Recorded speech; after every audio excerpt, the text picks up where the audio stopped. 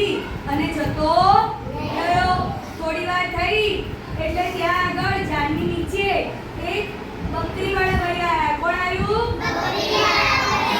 એમણે કીધું, પોપટ પોપટ મારી બકરીનું ધ્યાન રાખજે. પોપટ કે ધ્યાન તો રાખું, પણ એક બકરી આપો. શું કીધું? તો ઝાડવાળા ભાઈએ તો એક બકરી બાંધી દીધી અને પોપટ ભાઈ તો ગાવા લાગ્યા.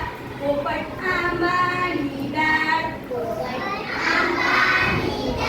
પોપટ સરોવરની પાળ, પોપટ કાચી કેરી ખાય, પોપટ પાકી કેરી ખાય,